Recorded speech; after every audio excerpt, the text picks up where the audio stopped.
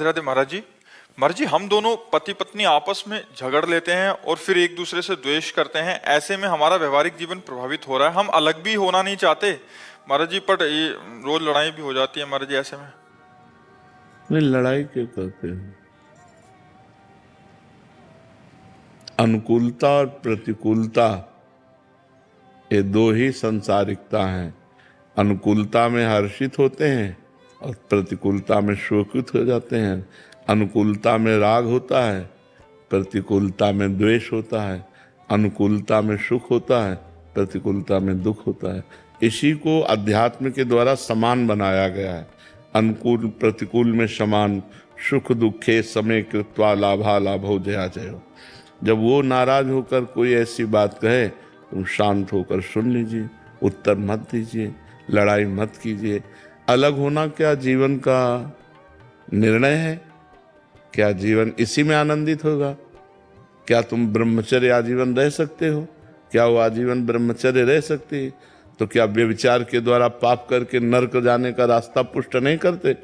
अगर तुम दोनों पति पत्नी मिलकर प्यार से जीवन व्यतीत करते हुए, भगवान का स्मरण करते हुए, तो सदगति हो जाएगी। लड़ाई मत लड़ो, उसको प्यार करो। एक कुत्ते को प्यार करे तो पूंछ डुलाने लगता है, हम मनुष्य को प्यार करें तो क्यों नहीं अधीन कर सकते? प्यार में पशु को अधीन किया जा सकता है। तो हमें लगता है कि हम अपनी पत्नी को प्यार करें, पत्नी को चाहे अपने पति से प्यार करें। ये इधर उधर जो गंदी बातें हैं ये सब छोड़ दे। दंड भोगना जब पड़ता है तब फिर होश उड़ जाते हैं। अभी तो यहाँ के कहाँ नरक है, कहाँ स्वर्ग है, ऐसे बोलते हैं, कहाँ नरक स्वर्ग है। यहीं देख लो नरक स्वर्ग है। देखो, सारा खेल कर्मों का है। तो हम लोग बहुत होश में चलें। ये लड़ाई झगड़ा पति पत्नी में जैसे लड़ाई झगड़ा होता है, एक को गंभीर हो जाना चाहिए। जैसे आप सत्संग में आए हो, भाग्यशाली हो, अब आपको गंभीर हो जाना चाहिए। वो नाराज हो, तुम चुप हो जाओ। ज्यादा नाराजगी की बात कह रही, घर से बाहर निकल जाओ। आधा घंटा बाहर बैठो चुपचाप, फिर चले आओ। लड़ाई झगड़ा करना उत्तम बात नहीं।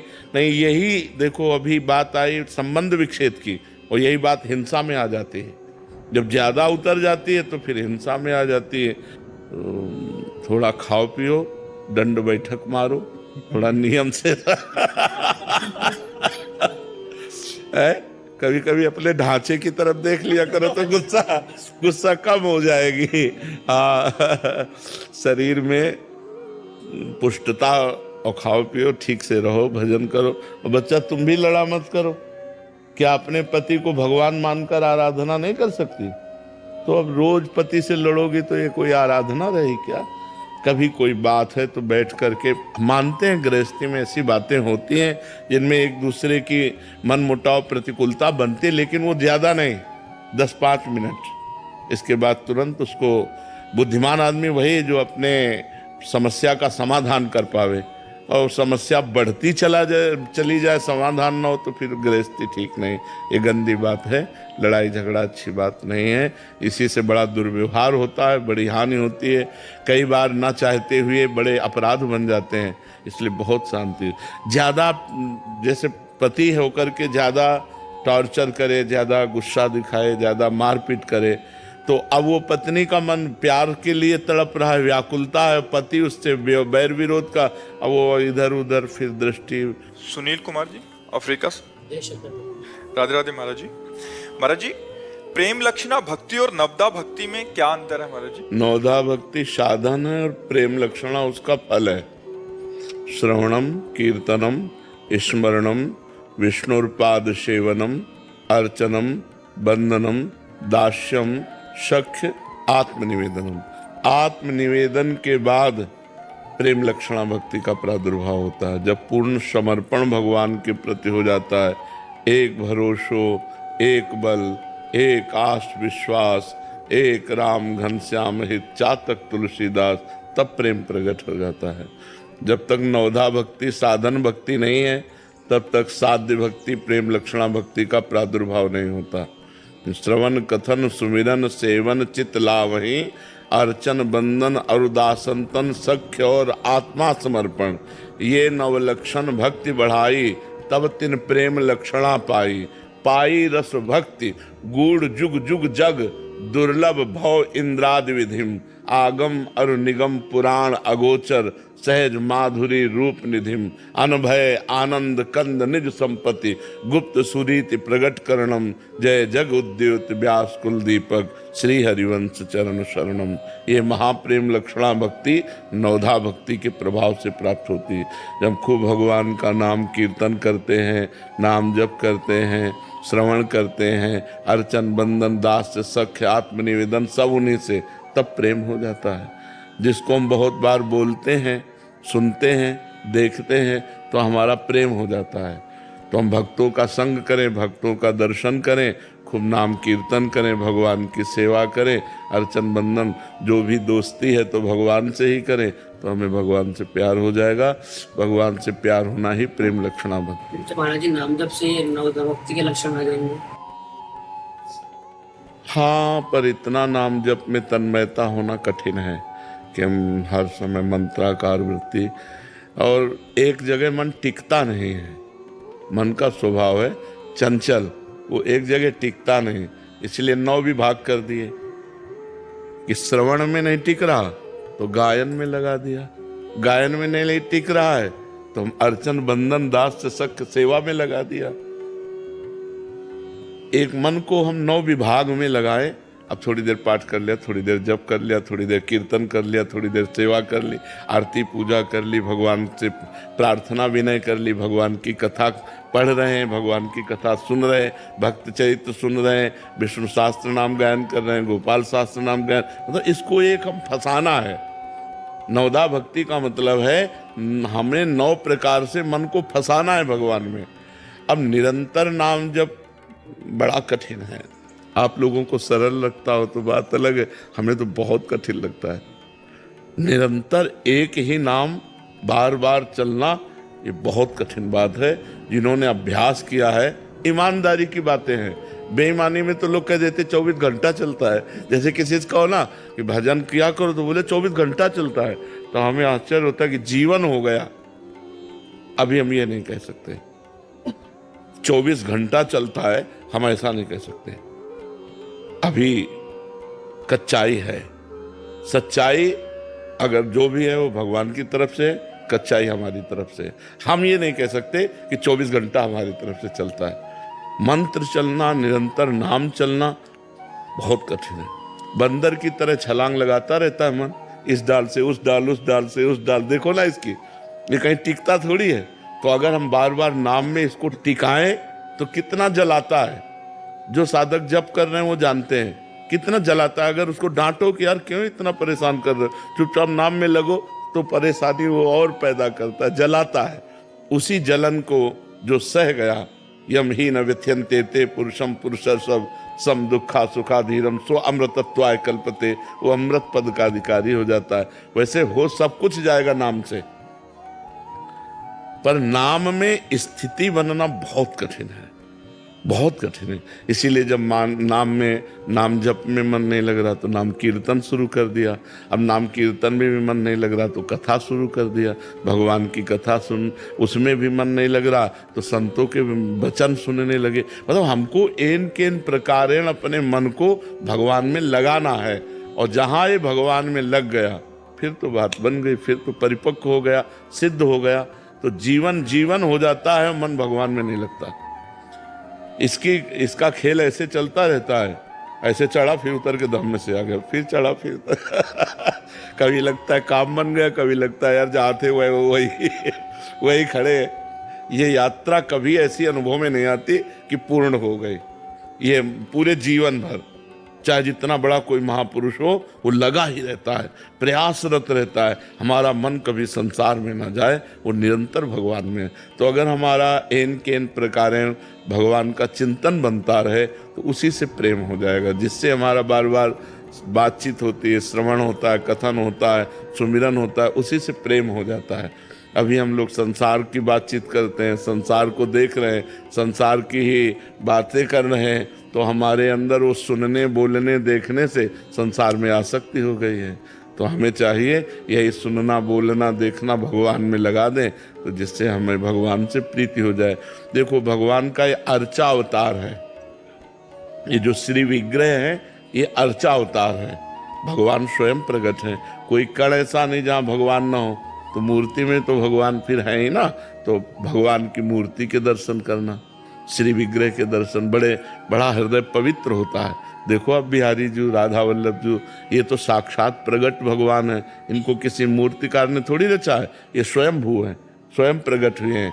तो इनके जैसे दर्शन करे तो हृदय हमारा आकर्षित होता है, पवित्र होता है। तो दर्शन से, श्रवण से और गायन से बहुत जल्दी प्रीति होती है। तो हम भगवान के श्री विग्रह के दर्शन करें, और भगवान के श्री विग्रह से ज्यादा लाभ संत दर्शन से हो जाता है। और भगवान ने भी कहा, सातों समोह में जग देखा और मोते अधिक संत कर लेखा। अगर हमें संतों का दर्शन हो, संतों से भगवान की चर्चा सुनने को मिले, सिद्धांत सुनने को मिले, तो हमारा बड़ा जल्दी परिवर्तन हो जाता है। क्योंकि विग्रह रूप में भगवान बोलते तो है नहीं, कुछ इशारा भी नहीं करते, और संत रूप में बोलते भी हैं, इशारे भी करते और डांट भी लगाते हैं। तो हमें प्यार और दुलार के द्वारा संत और गुरुदेव की कृपा से भगवान के मार्ग का रास्ता जो चलना होता है वो पुष्ट हो जाता है। नहीं तो बड़ा कठिन भगवान का मार्ग है, क्योंकि अव्यक्त है। भाई व्यक्त मार्ग, जीटी रोड बना, ये रोड बना, ये रोड बना, भगवान का मार्ग अव्यक्त है। और उस अव्यक्त मार्ग में चलना, मन को लगाना, जैसे हम आपको देख रहे हैं, अब आपसे प्यार करना सहज है क्योंकि आपको देख रहे हैं, लेकिन भगवान को तो देख भी नहीं रहे ना। केवल सुन करके, श्रवण सुजस सुनि आयऊ, प्रभु भंजन भवभीर, त्राहि त्राहि आरति हरन, शरण सुखद रघुवीर। केवल भगवान की बात सुनकर चलना है, मिले नहीं, उधर से कोई भरोसा नहीं कि वो भरोसा दिला रहे हैं कि अपनी तरफ से श्रद्धा करना है, अपनी तरफ से प्यार करना है, तब पता चल जाएगा कि उधर से कितनी जोर का भरोसा है। करो सदा तिनके रखवारी, जिम बालक राखे महतारी। भगवान फिर कितना प्यार दुलार अपने भक्तों को करते हैं। एक और प्रश्न है, और काफी सारे वैष्णवों का भी प्रश्न है महाराज जी। महाराज जी कह रहे हैं कि कभी कभी कोई बड़े ऑपरेशन होते हैं जहाँ मतलब जाना पड़ता है रोगी के रूप में, तो महाराज जी वहाँ कंठी उतारने को कहते हैं, क्योंकि एमआरआई वगैरह उतार देना चाहिए। देखो हम आपको बताएं, अगर आपने कंठी नहीं धारण की, आपने माला नहीं पहना, और आप भगवान का नाम जप करते हैं, अच्छे आचरण करते हैं, तो आपको भगवान की प्राप्ति होगी। आप कंठी माला धारण किए हैं, आप पाप करते हैं, झूठ बोलते हैं, कपट करते हैं, तो आप नरक जाएंगे, पक्का समझो। तो अगर हमें कहीं ऐसी जगह है कि हमारी भाई कंठी उतरा ली जाती है, हमें हठ नहीं करना चाहिए।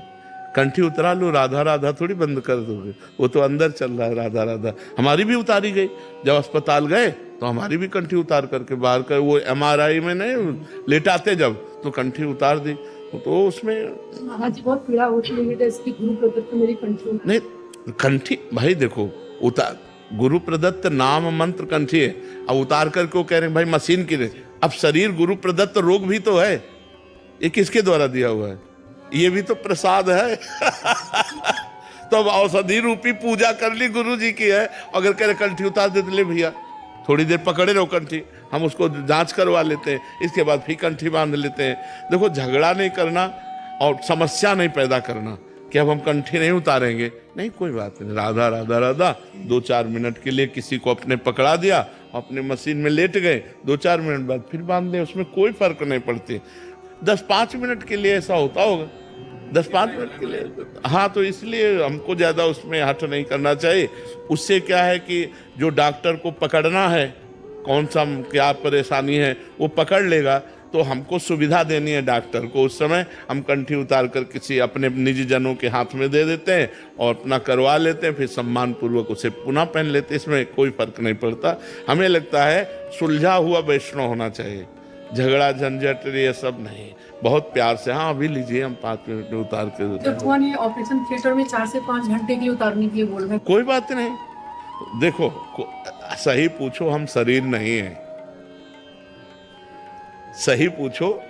5वें भूले देह सुधि, 6ठे भावना रास की, तब पावे रसरीत स्वामी श्री हरिदास की। इस शरीर से संबंध हटाना होगा, वनिता पुरुष भाव मिट जाए, सेवे ललितादिक के भाई। ये 5 भौतिक शरीर मैं नहीं हूं, मैं नहीं हूं, ये मेरे को मिला है भगवत प्राप्ति के लिए, ये मेरी गाड़ी है, मैं ये नहीं हूं, ना तुम स्त्री हो ना हम पुरुष हैं, हम सब उस परम पुरुष के अंश हैं, केवल ये शरीर में आए हैं परमात्मा प्राप्ति के लिए। तो इसलिए हमें ज्यादा इन बाहरी बातों पर ध्यान नहीं देना। देखो अब तुम मतलब हमारी बात समझ पाओ, अगर एक श्लोक है सुधा निधि में, राधा सुधा निधि पढ़ा है तो शायद अगर आप मतलब पढ़े होगे तो समझ पाओगी। लिखन्ति भुजमूलतो न खलु शंख चक्रादिकम विचित्र हरि मंदिरम न रचयन्ति भालस्थले लसत तुलसी मालिकाम ददति कंठ पीठे नवा गुरुर भजन विक्रमात् को इहिते महाबुद्धया। बोले गले में कंठी नहीं बांधी, मस्तक में तिलक नहीं लगाया, कोई भी चिन्ह नहीं है वैष्णव के, लेकिन गुरु प्रदत्त नाम मंत्र में इतना डूबा हुआ है। बोले ऐसा कोई महावैष्णव बिरला ही होगा।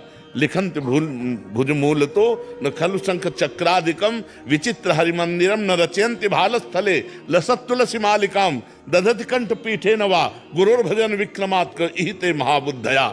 महाबुद्धया तो एक स्थिति ये भी है, हमको इसी से चलना है, लेकिन एक स्थिति यह है देहातीत स्थिति जिसमें शरीर की शुद्ध नहीं है। वहां तक पहुंचने के लिए हमें सब साधन है। तो हमें बात ध्यान रखना, मान लो शरीर का ऑपरेशन है, 4-5 घंटे ऑपरेशन में लगने, तो बस राधा राधा राधा राधा हमारा जो कंठ है जब तक शुद्ध ही रहेगी। अब जैसे हमारा भी ऑपरेशन हुआ, किडनी पे फेल है तो डायलिसिस के लिए पेट वाला ऑपरेशन कितने होते रहते हैं। तो जैसे तो हम ये बताते, हमें बता दो कि अब तुम बेहोश करने वाले हो, तो बोले अब बेहोश करने वाले, तो बस अपने होश में आके बेहोश होते हैं। हाँ एकदम बिल्कुल फिट, जैसे मृत्यु के समय नहीं फिट, ध्यान में बिल्कुल प्रिया प्रीतम नाम मंत्र चल रहा है। तो जब होश आया वही सीन सामने, क्योंकि बेहोश की स्थिति में पहले जैसे सोते समय आप गाढ़ भजन करते हुए सो, तो आप जब जगोगे तो भजन चलता मिलेगा, वैसे चलता मिलेगा। तो हमें ज्यादा शारीरिक भावों पर ध्यान नहीं देना। वैसे अच्छा है मान मर्यादा रखना गुरु की, पर आवश्यकता रोग रूप में भगवान ने ही तो अपना विस्तार किया है, भगवान के सिवा कोई है नहीं। तो रोग रूप में भगवान आए तो पूजा करते हैं औषधि रूप में उनकी, चाहे वो ऑपरेशन हो चाहे जो भी औषधि हो, उपचार रूप से उनकी पूजा कर देते हैं। भगवान ही तो रोग रूप में आए, तो हमें ज्यादा इस पर विचार नहीं करना चाहिए। विचार करना चाहिए कि जब तक चेतना है तब तक भजन नहीं छूटने देंगे, नाम नहीं छूटने देंगे।